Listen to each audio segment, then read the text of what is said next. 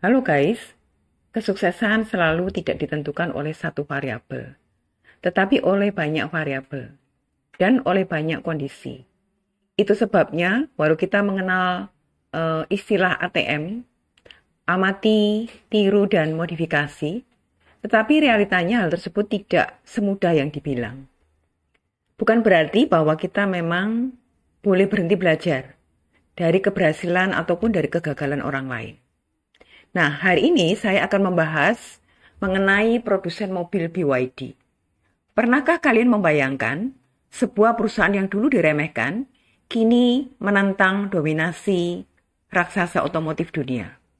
Bagaimana bisa BYD yang awalnya hanya perusahaan kecil pembuat baterai, bertransformasi menjadi kekuatan besar yang bahkan mampu mengungguli Tesla di China? Pada tahun 2024, BYD berada pada peringkat 4 jumlah unit terjual secara global, bahkan beberapa data menunjukkan ada di peringkat 3 di bawah Toyota dan VW. Berada di atas merek-merek seperti Honda, Ford, Suzuki, dan BMW atau Mercy itu adalah suatu prestasi yang sangat luar biasa. Perjalanan awal BYD dimulai dengan biaya murah dan visi besar. Ekspansi BYD masuk ke industri mobil itu diawali dengan membeli pabrik mobil tua yang hampir bangkrut. Langkah ini dianggap gila oleh banyak orang. Namun inilah yang menjadi awal dari revolusi BYD. Apa maknanya? Membangun mulai dari nol barangkali sangat mahal atau seringkali sangat mahal. Sebaliknya membeli pabrik yang rugi seringkali lebih menguntungkan. Karena secara sistem itu sudah terbentuk dan tinggal melakukan koreksi. Di mana melakukan koreksi itu jauh lebih mudah dibandingkan kalau kita melakukan trial and error. Nah, dari sisi harga seringkali lebih murah karena penjual biasanya berada dalam posisi cut loss. Dampak Tesla Gigafactory di Shanghai. Tahun 2019, Tesla membangun Gigafactory di Shanghai. Banyak yang mengira ini akan membunuh produsen lokal China. Tapi yang terjadi justru sebaliknya. Tesla tanpa sadar menciptakan pasar yang lebih besar untuk electrical vehicle di China. Dan siapa yang paling diuntungkan? BYD tentu saja. Kehadiran Tesla secara psikologis itu membawa demam mobil listrik melambung di China. Tetapi mobil listrik Tesla yang ada pada waktu itu terlalu mahal di China. BYD memanfaatkan demam mobil listrik itu dengan membuat versi yang terjangkau. BYD diam-diam meningkatkan produksinya, memperkuat teknologi baterai, dan menguasai lebih banyak pasar. Mereka memanfaatkan momen ini untuk meluncurkan mobil baru, menekan harga, dan menjadikan electrical vehicle sebagai pilihan utama di China. Mimpi besar perlu waktu panjang. Momentum awal sebenarnya dimulai tahun 2008. 11 tahun sebelum kehadiran Tesla di Shanghai. Pada tahun 2008, Buffett menginvestasikan 230 juta US dollar ke BYD. Ini menjadi sinyal bahwa BYD bukan pemain kecil lagi. Saat investasi ke BYD, Warren Buffett berkata bahwa jika Anda melihat masa depan industri kendaraan listrik, Anda akan melihat bahwa BYD sebagai pemimpin sejati. Mereka tidak hanya berpikir tentang mobil, tetapi juga berpikir mengenai energi, efisiensi, dan keberlanjutan.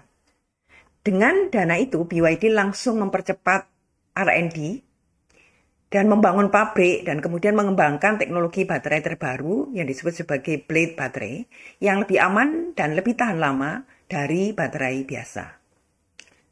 Strategi scale up dan penjualan teknologi ke pesaing. Bagaimana BYD melakukan scale up?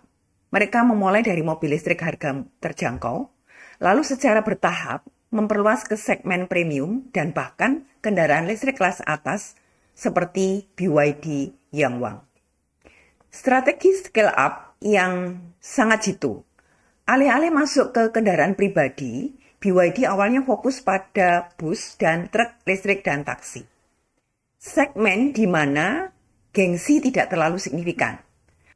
Menyadari bahwa brand produknya belum terlalu kuat, BYD memilih produk dengan pasar bisnis to bisnis, di mana value lebih dihargai dibandingkan kekuatan brand. Strategi ini sangat efektif karena memungkinkan BYD membangun volume produksi yang besar di awal dengan menekan biaya produksi dan menguasai rantai pasokan. Setelah mereka memiliki skala ekonomi yang kuat, BYD mulai menawarkan produk di berbagai segmen yang lain, dari city car sampai SUV yang mewah. CEO BYD mengatakan bahwa kami tidak hanya membuat mobil listrik, kami sedang menciptakan ekosistem energi hijau yang akan mengubah dunia. Tapi ada yang lebih mengejutkan lagi. BYD bahkan menjual blade baterainya ke Tesla dan beberapa produsen lain seperti misalnya Li Auto dan NIO. Apakah ini sebuah kesalahan besar? Tidak. Ini justru bagian dari strategi cerdas mereka. BYD menjual baterai tetapi tetap mengendalikan rantai pasokan dan produksi. Artinya, meskipun pesaing menggunakan blade baterai, BYD tetap memiliki akses yang lebih cepat ke teknologi terbaru dan bisa menjual dengan harga lebih murah untuk dirinya sendiri. Selain itu, mereka tidak menjual teknologi intinya, seperti e-platform 3.0 dan sistem manajemen daya yang tetap eksklusif untuk mobil BYD. Ini membuat mereka tetap unggul dalam inovasi dan efisiensi biaya. Ledakan penjualan dan dominasi pasar. Sementara Volkswagen dan Toyota masih bergantung pada lini produksi mesin bensin, BYD dengan cepat menghapus lini produksi mesin bensin. Dan mereka sehingga secara beban aset itu lebih diuntungkan. Strategi harga dan keuntungan. Strategi harga BYD sangat cerdas. Mereka menjual mobil di China dengan harga lebih murah untuk mendominasi pasar. Lalu di luar negeri, harga mereka dinaikkan lebih dari 2 kali lipat dari harga dalam negeri. Misalnya BYD Dolphin itu dijual dengan harga dalam kisaran 12.947 US dollar di China.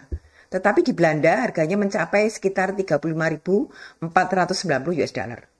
Dengan strategi ini, maka mereka bisa memaksimalkan margin keuntungan. Konsumen China merasa diuntungkan dengan harga murah, sementara konsumen yang ada di Eropa itu juga yang telah lama diedukasi dengan Tesla, itu merasa bahwa mereka mendapatkan produk setara Tesla dengan harga yang lebih terjangkau. BYD memiliki alokasi R&D dibandingkan revenue terbesar pada mobil electrical vehicle, dibandingkan misalnya Toyota ataupun Volkswagen. Hal ini cukup ironis karena konsentrasi Toyota terpecah pada mobil hidrogen. Di luar itu, BYD memang banyak diuntungkan dengan supply chain di China yang saat ini menjadi yang terbaik di dunia. Backup pemerintah yang besar terhadap perusahaan teknologi itu menjadi salah satu faktor yang membuat BYD menjadi sukses.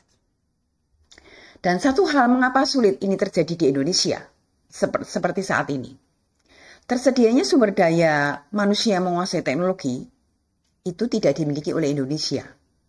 Karena sebenarnya teknologi bukan sekedar bagaimana membeli mesin produksi canggih, tetapi menguasai teknologi yang terbaru, sehingga kemudian muncul efisiensi dan kecepatan yang tinggi. Tidak dapat disangkal bahwa kompetisi pelajar di China sangat tinggi khususnya dalam bidang sains dan teknologi. Sedangkan kita pernah menghapus ujian nasional dengan dalih, kasihan anak sekolah kok mendapat tekanan untuk berkompetisi atau menjadi kompetitif. Yang perlu diingat adalah, walaupun kita tahu poin-poinnya, tetapi mencontek langkah-langkah BYD tidak sesederhana itu. Selain strategi, perlu kedisiplinan, kerja keras, leadership, dan tentu intuisi bisnis. Karena variabel bisnis itu pada dasarnya selalu dinamis dan kompleks. Jadi, selamat berjuang untuk memperjuangkan visi Anda untuk kesuksesan dari organisasi atau kesuksesan dari proyek-proyek yang sedang Anda lakukan. Terima kasih sudah menyimak, semoga mencerahkan. Sampai jumpa di video-video berikutnya.